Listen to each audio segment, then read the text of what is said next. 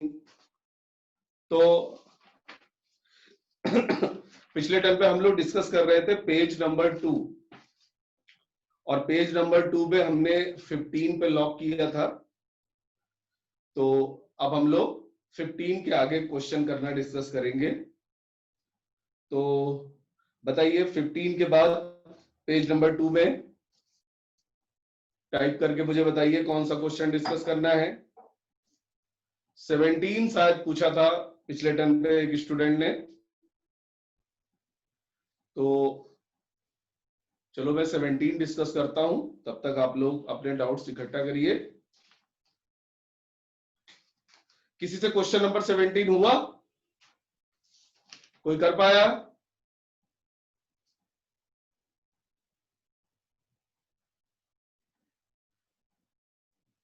शरद त्रिपाठी, आपसे हुआ question number 17?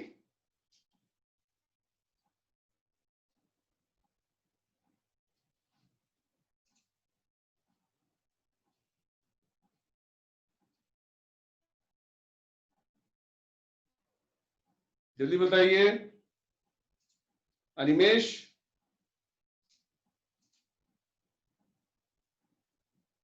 Sir question क्या था? मतलब मेरी आवाज? क्वेश्चन नहीं याद, मैं चेक करना पड़ेगा। तो आपने क्वेश्चन कॉपी में लिखा नहीं? मैंने बताया था कि क्वेश्चन कॉपी में लिख लिया करिए, नहीं तो अगर घर में प्रिंटर हो तो जो पीडीएफ फाइल में भेजता हूं उसका प्रिंट आउट निकाल लिया करिए। वो सर वो दो कॉपी है सर, एक में नोट्स थे और वो दूसरी वाली में वो लगाए थे मैंने कैलकुलेशंस, तो वो देखनी पड़ेगी। अच्छा अच्छा अच्छा, लेकिन सभी बच्चे ध्यान रखें, जब मैं असाइनमेंट भेजा करूं तो पीडीएफ फाइल में मैं इसीलिए भेजता हूं। तो अगर घर में प्रिंटर है तो आप उसका प्रिंट आउट निकाल लीजिए, और अगर घर में प्रिंटर नहीं है तो कॉपी में लिख लिया करिए क्वेश्चंस, जो क्वेश्चन देख लिया आपको। सर, लग गया था ये वाला 17। अच्छा 17 लग गया था, क्योंकि तभी आप डिस्कस कर पाओगे मेरे से, जब आपकी कॉपी में क्वेश्चन लिखे होंगे जो आपसे नहीं हो पाए थे। तो चलिए बताइए क्वेश्चन नंबर 19 ये हुआ किसी से, या फिर मैं बताऊं क्वेश्चन नंबर 19? सर 19 बता दिए, 19 पूछना। अच्छा पूछना है क्वेश्चन नंबर 19। तो चलिए क्वेश्चन नंबर 19 देखिए सब लोग। इसमें देखिए हीमोग्लोबिन की बात की गई है, और कहा जा रहा है कि हीमोग्लोबिन में जो आयरन का परसेंटेज है वो 0.33% है, यानी mass of iron in 100 gram haemoglobin वो दे रखा है 0.33 ग्राम। परसेंटेज का मतलब होता है कि अगर 100 ग्राम टोटल मास है तो फिर जो परसेंटेज है वही उसका मास हो जाएगा। तो इसमें हीमोग्लोबिन में आयरन की परसेंटेज आपको दे रखी है 0.33%। इसका मतलब ये हुआ कि अगर हम 100 ग्राम हीमोग्लोबिन लें तो उसमें आयरन का मास 0.33 ग्राम होगा। ठीक है। अच्छा, अब देखिए यहाँ पे बात की जा रही है हीमोग्लोबिन के मॉलिक्यूलर वेट के बारे में, कि भाई हीमोग्लोबिन का मॉलिक्यूलर वेट बताओ। तो मैंने आप लोगों को बताया था कि जो मॉलिक्यूलर वेट होता है वो 1 मोल का वेट होता है, राइट। और अगर हम 1 मोल के वेट की बात करें तो वो जो मॉलिक्यूलर वेट है वो आपको दे रखा है 67,200। तो यहां से हम लोग यूनिटरी मेथड का यूज करेंगे और 67,200 ग्राम हीमोग्लोबिन में आयरन का वेट आवाज निकालेंगे। क्लियर? आवाज क्लियर आ रही है? नहीं सर, वो बीच बीच में कट। अच्छा, सब लोग बताएं आवाज क्लियर आ रही है, टाइप करके बताएं।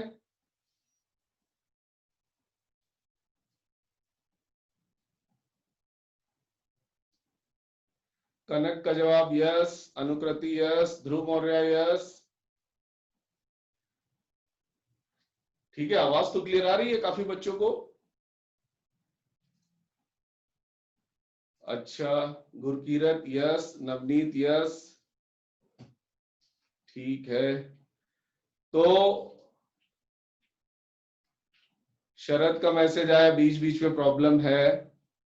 अच्छा, तो भाई शरद और अनिमेश, आप लोगों का शायद आज नेटवर्क स्लो है, इसी वजह से प्रॉब्लम है। बाकी सारे बच्चों ने बोला है कि आवाज क्लियर आ रही है। ठीक है, तो आप लोग थोड़ा ध्यान लगा के सुने। हो सकता है आपका नेटवर्क स्पीड अभी थोड़ी देर में सही हो जाए, तो फिर आवाज आप लोगों को क्लियर आने लगेगी। बाकी बच्चों को तो आवाज क्लियर आ रही है। तो देखिए, क्वेश्चन में ये बोला गया है कि आपको बताना है कि हीमोग्लोबिन के 1 मॉलिक्यूल में, सुनिए, हीमोग्लोबिन के 1 मॉलिक्यूल में कितने आयरन एटम्स होंगे, और आयरन की परसेंटेज हीमोग्लोबिन में दे रखी है 0.33%। तो हम लोगों ने क्या किया, 100 ग्राम हीमोग्लोबिन में आयरन का वेट दे रखा है 0.33 ग्राम, और हीमोग्लोबिन का जो मॉलिक्यूलर वेट है उसे हमने टोटल वेट मान लिया। तो उसमें जो आयरन का मास आ जाएगा वो 0.33 अपॉन 100 इंटू 67,200, यानी ये हो जाएगा 0.33 इंटू 672 ग्राम। अब जरा इसको सॉल्व करिए सब लोग, कितना आएगा ये 0.33 इंटू 672। चलिए करिए सॉल्व।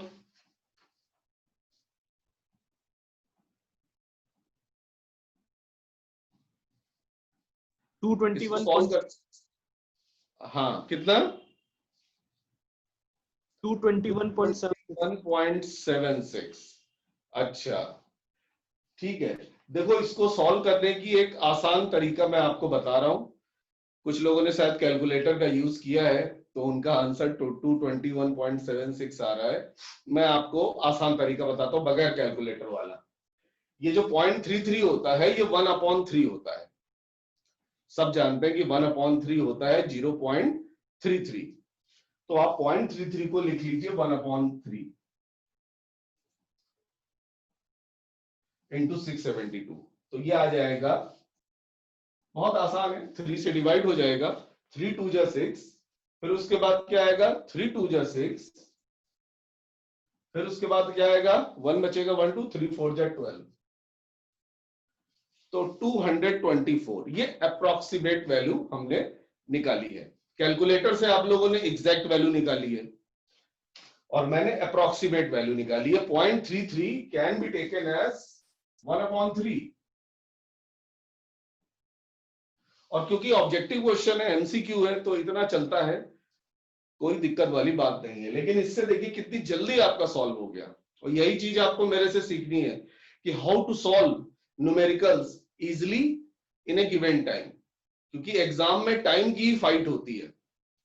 अभी आपके पास कैलकुलेटर है, आपने झट से मल्टीप्लाई कर लिया 672 इंटू 0.33, लेकिन एग्जाम में तो नहीं होगा। तो आपको थोड़ा माइंड अपना इस तरह से रखना पड़ेगा, ऐसा एटीट्यूड रखना पड़ेगा कि जिससे क्वेश्चन जल्दी सॉल्व हो। तो जैसे ही मैंने 0.33 देखा, मेरे दिमाग में आया 1/3, और 1/3 किया तो इजिली आ गया। क्लियर हुआ बच्चों? Yes sir. ठीक है, तो ये मैंने आयरन का मास निकाल लिया। अब चलिए एक काम करते हैं, नंबर ऑफ मोल निकाल लेते हैं।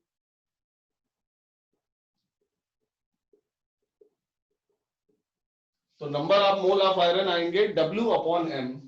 तो W है 224, और आयरन का एटॉमिक मास मैंने बताया था आपको 56। तो 224/56 ये एग्जैक्टली आएगा 4। ठीक है, तो आपने 1 मोल हीमोग्लोबिन में, ये जो 67,200 ग्राम है, ये हीमोग्लोबिन का मॉलिक्यूलर वेट क्वेश्चन में दे रखा है। ठीक है, यानी आपने 1 मोल हीमोग्लोबिन में आयरन का मास निकाला, और आयरन के मास से आपने आयरन एटम के मोल निकाल लिए। यानी 1 मोल हीमोग्लोबिन में आयरन एटम के 4 मोल हैं। तो अगर 1 मॉलिक्यूल होगा हीमोग्लोबिन का, तो उसमें नंबर ऑफ आयरन एटम 4 आ जाएंगे। तो क्वेश्चन सॉल्व हो गया। यही पूछा था कि हीमोग्लोबिन के एक मॉलिक्यूल में how many iron atoms are present, तो आंसर इज 4। तो जल्दी से टाइप करके बताइए समझ में आया कि नहीं, यस या नो में जवाब दीजिएगा। Anukriti yes, Kirat yes, Kanak yes, Animesh yes, Navneet yes, Dhruv yes,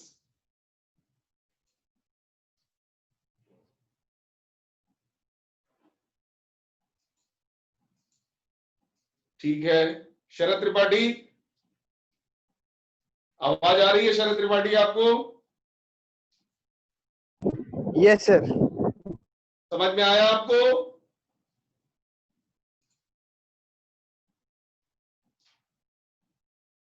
type करके बताइए। Yes sir. ठीक है, आपका शरद नेटवर्क प्रॉब्लम चल रहा है, उसको थोड़ा देखिए। अगर ब्रॉडबैंड लगवा सकते हैं अपने घर में तो ब्रॉडबैंड लगवा लीजिए, और नहीं तो अगर आप मोबाइल डेटा यूज करते हैं तो थोड़ा अच्छा डेटा प्लान लीजिए, तो नेटवर्क की कोई प्रॉब्लम नहीं रहेगी। आज बारिश हुई थी इसलिए ज्यादा प्रॉब्लम होगी।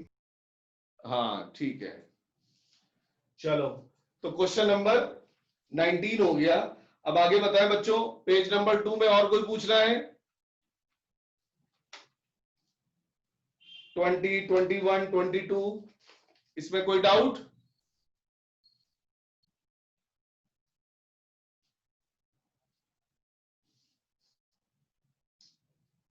देखिए अब मैं आपको तरीका बताता हूं।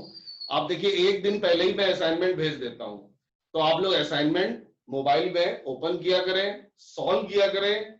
आंसर इसीलिए देखो मैंने भेज दिए हैं, जो आंसर मैच कर जाए ठीक है, जो आंसर ना मैच करें उनको आप कॉपी में लिख लिया करिए कि ये हमें सर से क्लास में पूछना है, और फिर जब मैं यहां पे बताऊं तो आप वहीं पे उसका सोल्यूशन लिख लिया करिए कॉपी में। यही तरीका है, इसी तरह से आप अच्छे से असाइनमेंट डिस्कस कर पाएंगे।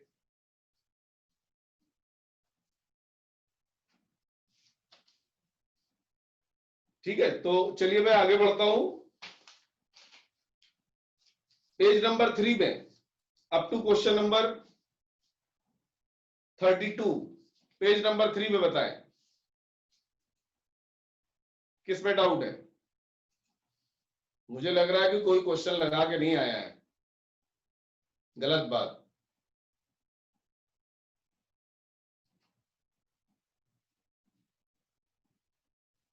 चलिए पूछिए जल्दी से।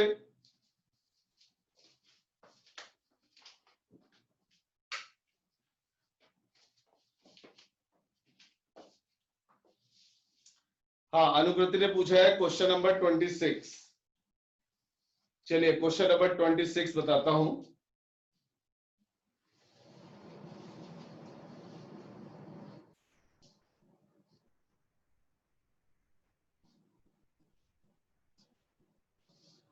देखो क्वेश्चन नंबर 26 में कहा जा रहा है, बहुत प्यारा क्वेश्चन है।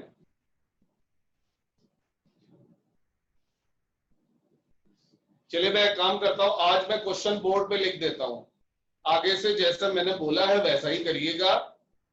अगर घर में प्रिंटर है तो प्रिंट आउट निकाल लीजिए, और प्रिंट आउट निकाल के डिस्कशन क्लास में बैठा करिएगा। और अगर प्रिंटर नहीं है तो जो क्वेश्चन आपसे नहीं हो पाए हैं वो अपनी कॉपी में नोट कर लीजिए, और फिर आप क्लास में आइएगा और उन क्वेश्चन को मेरे से डिस्कस करिएगा। ठीक है, तो आज मैं क्वेश्चन लिख देता हूं ताकि जिन बच्चों ने नहीं लिखा हुआ है क्वेश्चन वो देख सके। क्वेश्चन नंबर 26 में बोला जा रहा है कि 34.2 gram sucrose is dissolved in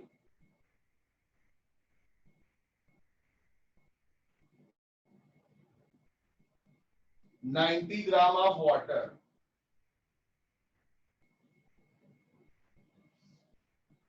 तो total number of oxygen atom in this solution बताना है। मतलब सुक्रोज लिया, वाटर लिया, दोनों को मिक्स किया, तो जो सॉल्यूशन बना उसमें total number of oxygen atoms कितने होंगे। बहुत इजी है, हम सुक्रोज में नंबर ऑफ ऑक्सीजन एटम निकाल लेंगे, हम वाटर में नंबर ऑफ ऑक्सीजन एटम निकाल लेंगे, और दोनों को ऐड कर देंगे, total number of oxygen atoms आ जाएंगे। तो चलिए नंबर ऑफ ऑक्सीजन एटम निकाले जाए सुक्रोज।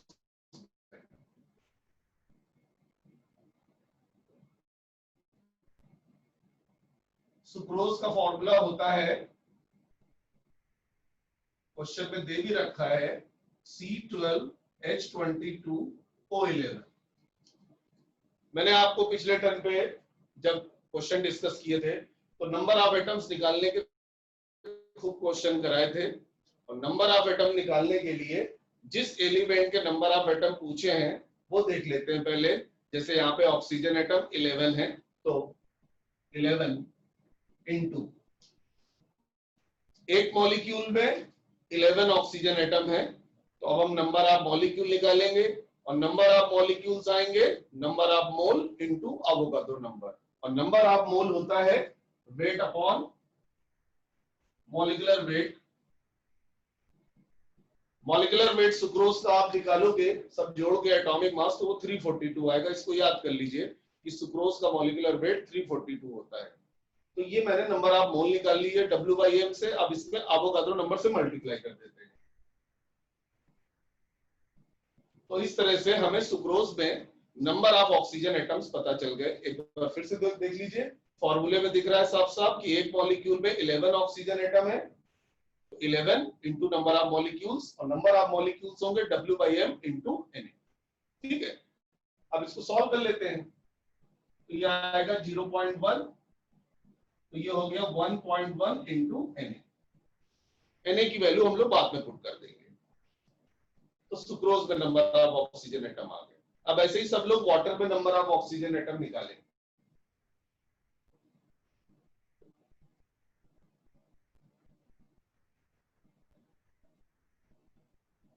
तो वाटर के फॉर्मूले में देखिए केवल एक ऑक्सीजन एटम है 1।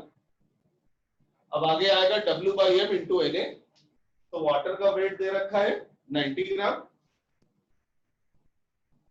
मॉलिक्यूलर वेट 18 होता है वाटर का, इंटू Na। तो ये आ गया 5 Na। अब दोनों को ऐड कर दीजिए, तो total number of oxygen atoms आ गए 5 Na प्लस 1.1 Na, यानी 6.1 Na। अब Na की वैल्यू पुट कर दीजिए, तो 6.1 इंटू 6.02 इंटू 10⁻23। इसको सॉल्व कर लीजिए तो आपको मिल जाएगा ऑप्शन सी, यानी 3.66 इंटू 10⁻24। तो इसका आंसर है सी ऑप्शन। बहुत इंपॉर्टेंट क्वेश्चन है, नोट कर लीजिए। मेरे ख्याल से सबको समझ में आ गया होगा कि सुक्रोज और वाटर का मिक्सचर है। सुक्रोज में ऑक्सीजन एटम निकाल लिए, वाटर में ऑक्सीजन एटम निकाल लिए, दोनों को ऐड कर दिया, तो total number of oxygen atoms आ गए। हाँ सर, मैं रिकनेक्ट हो रहा हूं, आवाज क्लियर नहीं आ रही। अच्छा ठीक है, कोई बात नहीं, रिकनेक्ट हो जाइए।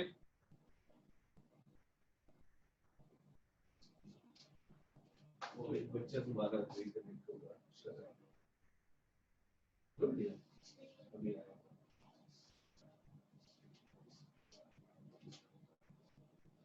तो सबको समझ में आया क्वेश्चन? ठीक है, yes Navneet, yes Kanak, yes.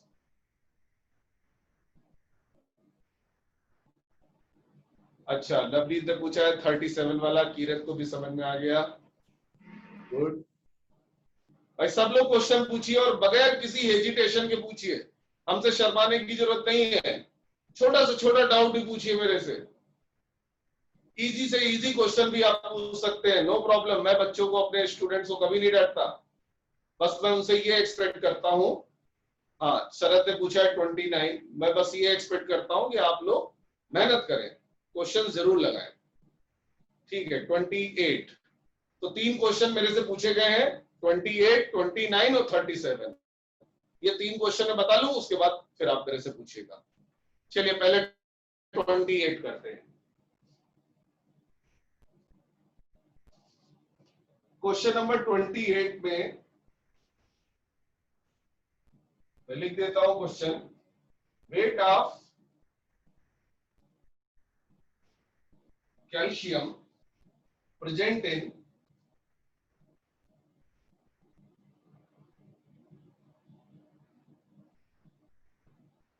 calcium nitrate that contain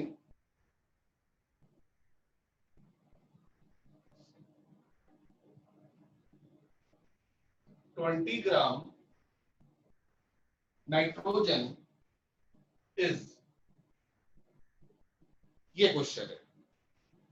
यानी आपको क्वेश्चन समझ लीजिए एक बार, आपको कंपाउंड का फॉर्मूला दिया है कैल्शियम नाइट्रेट और उसमें नाइट्रोजन का मास दिया है 20 ग्राम और आपसे पूछा है कैल्शियम का मास।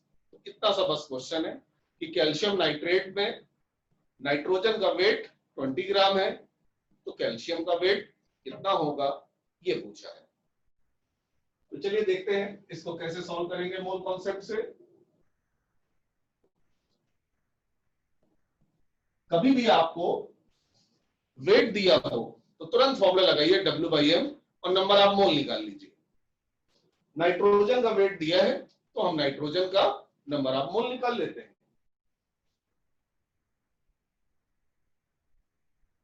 Number of mole of nitrogen, W/m formula है, W है 20 और नाइट्रोजन का एटॉमिक मास होता है 14। तो नाइट्रोजन के नंबर ऑफ मोल 20/14 आ गए। ठीक है, अब जरा फॉर्मूला देखिए, ध्यान से देखिए फॉर्मूला। नाइट्रोजन का ट्वाइस हो रहा है, नाइट्रोजन का ट्वाइस का मतलब है नाइट्रोजन के 2 मोल्स हैं, तो कैल्शियम का 1 मोल है। तो साफ साफ दिख रहा है इन फॉर्मूला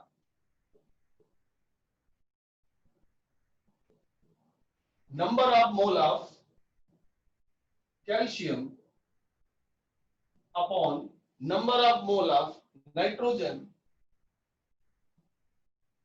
जो रेशियो है वो 1/2 है। कैल्शियम का 1 मोल लेकिन नाइट्रोजन का 2 मोल। तो अब हम लोग कैल्शियम के मोल x मान लेंगे और नाइट्रोजन के मोल हम निकाल चुके हैं 20/14 इक्वल टू 1/2। तो ये आ जाएगा x, 14 ऊपर चला गया, क्रॉस मल्टीप्लीकेशन हुआ और क्रॉस मल्टीप्लीकेशन के बाद ये 28 हो गया, तो ये आ जाएगा 20/28। जरा देखिए x 20/28 आ जाएगा। अब आप वेट निकाल लीजिए।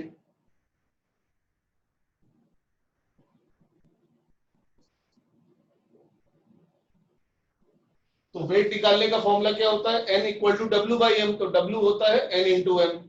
नंबर आप मोल आए हैं 20/28 और कैल्शियम का एटॉमिक वेट होता है 40। तो आंसर आ गया 20/28 इंटू 40 और वो है आपका बी ऑप्शन। तो आंसर बी ऑप्शन आ गया 20/28 इंटू 40।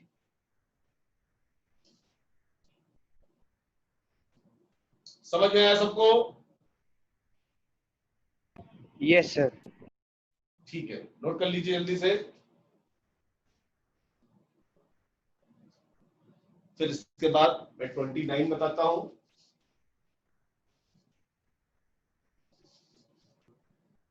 ट्वेंटी 29 में पूछा है total number of electrons present in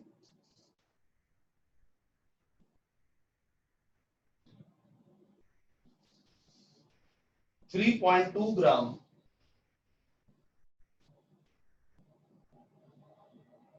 methane. Note करिए सब लोग क्वेश्चन। मेथेन में टोटल नंबर ऑफ इलेक्ट्रॉन्स पूछे हैं, जबकि मेथेन का वेट 3.2 ग्राम है। इसको करना है। तो हम लोग, मैंने अभी बताया कि जब भी W दिया हो तो W/M किया करो, ये एकदम दिमाग में फिट कर लो। तो नंबर ऑफ मोल निकाल लेते हैं।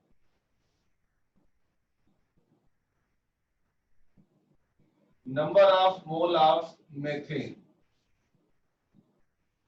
तो 3.2, और मेथेन का मॉलिक्यूलर वेट होगा 16, क्योंकि कार्बन का 12 होता है, 4 हाइड्रोजन है, तो 12 + 4 16, तो ये आ जाएगा 0.2, एकदम सही 0.2 number of mole of methane आ गए। अब नंबर ऑफ मॉलिक्यूल्स निकाल लो।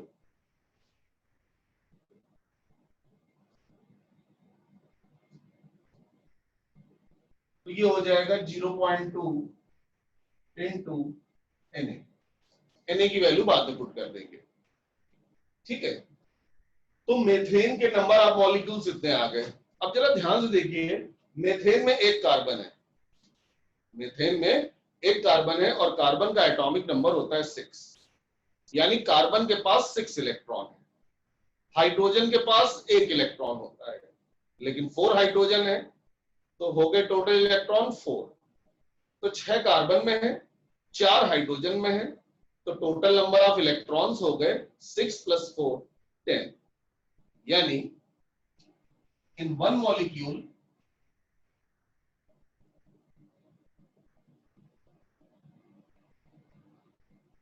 number of electrons are equal to 6 + 4 10। यही मेन चीज है, इस पे ध्यान दीजिएगा। जब भी आपसे नंबर ऑफ इलेक्ट्रॉन पूछे जाए तो आप एटम देखा करो कितने हैं, और एटॉमिक नंबर देखा करो, क्योंकि एटॉमिक नंबर होता है number of proton equal to number of electron. तो कार्बन एटम 1 है, और एटॉमिक नंबर, अच्छा शरद ने पूछा, शरद ने बोला 10 वाला कॉन्सेप्ट पता नहीं था, अब पता चल गया। तो अब सब लोग ध्यान रखें कि कार्बन एटम 1 है और कार्बन का एटॉमिक नंबर 6 है, तो 6 इलेक्ट्रॉन कार्बन की तरफ से आ गए और 4 इलेक्ट्रॉन हाइड्रोजन की तरफ से आ गए, तो टोटल इलेक्ट्रॉन 10 हो गए इन वन मॉलिक्यूल। लेकिन मॉलिक्यूल है कितने? इतने, तो आप मल्टीप्लाई कर दीजिए, तो टोटल नंबर ऑफ इलेक्ट्रॉन्स आ जाएंगे।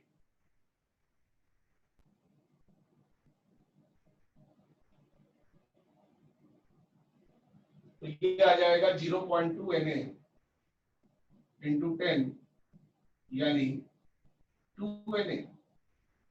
अब Na की वैल्यू रख दीजिए, आंसर आ जाएगा, और आंसर आपका जो मैच करेगा वो ए ऑप्शन मैच करेगा। तो 29 का आंसर हो गया ए ऑप्शन।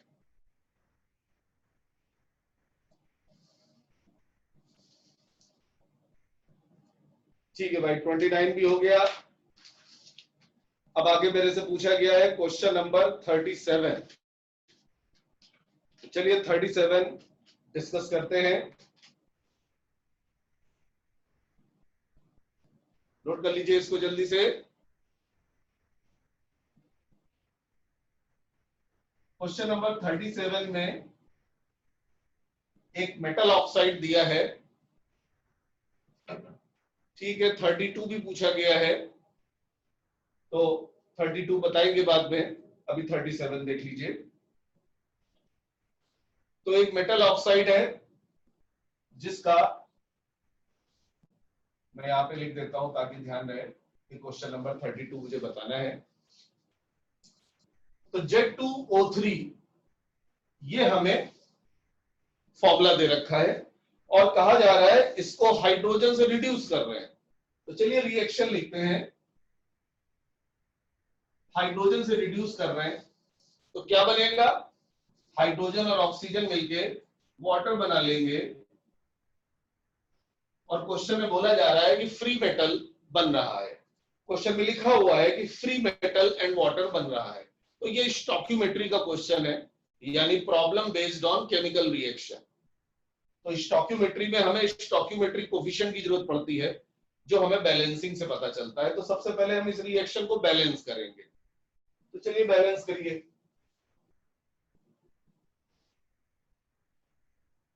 तो बैलेंस करेंगे तो देखिए यहाँ पे ऑक्सीजन 3 है, तो यहाँ पे 3H2 कर देंगे, तो ये हो जाएगा 3H2O, और Z2 है तो 2Z हो गया। तो रिएक्शन बैलेंस हो गई और हमें सबके स्टोइकियोमेट्रिक कोफिशिएंट पता चल गए। अब केमिकल स्टोइकियोमेट्री में आपको जो मैंने फॉर्मूला यूज करने को बोला था, वो मैंने कहा था Sc1 upon Sc2 equal to N1 upon N2। किसी भी स्टोइकियोमेट्री की प्रॉब्लम में हम यही बेसिक फॉर्मूला लगाते हैं। तो चलिए देखिए यहाँ पे हमें किसका वेट गिवन है, तो आपको ऑक्साइड का वेट गिवन है और हाइड्रोजन का वेट गिवन है, यानी इन दोनों के बीच में रिलेशन बनाई जा रही है। और यहाँ पे आप देखिए Z2O3 का जो कोफिशिएंट है वो 1 है, इसका कोफिशिएंट है 3, 1:3 रेशियो है, तो यहाँ पे Sc1 अपॉन Sc2 हम ले लेंगे 1/3। Z2O3 का 1 है और H2 का कोफिशिएंट 3 है, तो 1/3। और N1 आ जाएगा number of mole of Z2O3, और वो आएगा मेटल ऑक्साइड का वेट तुमको दे रखा है 0.1596। ठीक है, अब थोड़ा सा दिमाग लगाइए, 0.1596 को हम 0.16 ले सकते हैं, राउंड ऑफ कर दिया, और Z2O3 का जो मॉलिक्यूलर वेट होगा वो होगा 2x प्लस 48। मैंने Z का एटॉमिक वेट x मान लिया, तो 2x और O का 16 होता है, तो 16 into 3 48।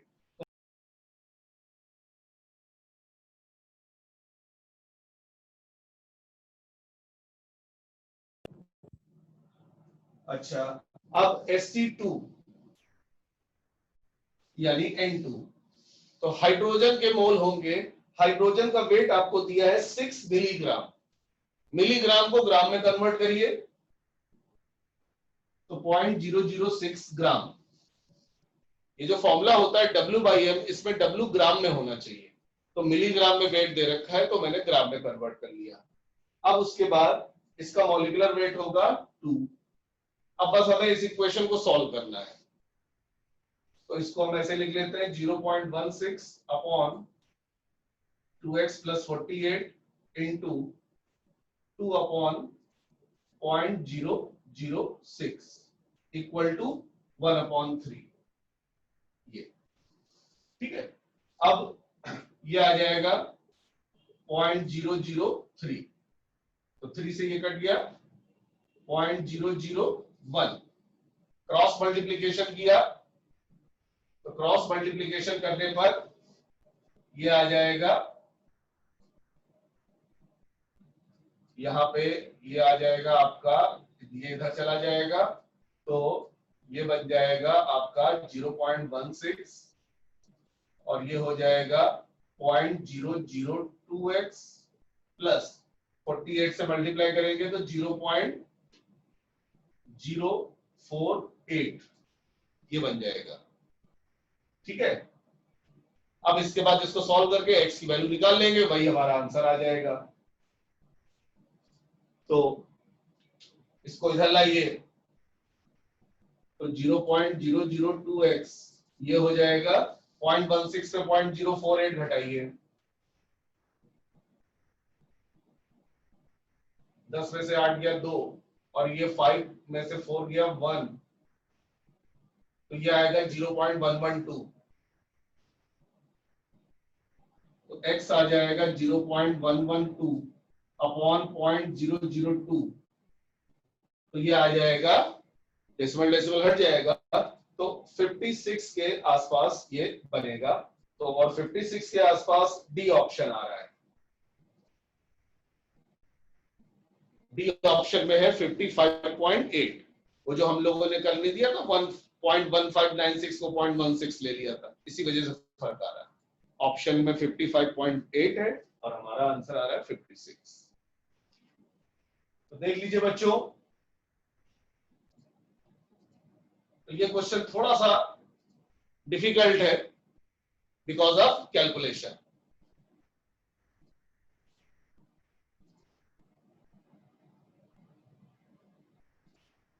देख लीजिए कहीं कोई डाउट तो नहीं है?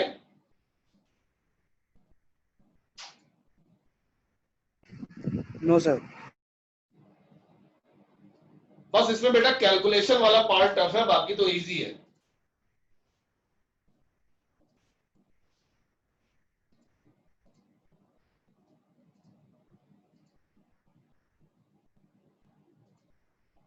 मैं एक बार फिर से एक्सप्लेन कर देता हूं।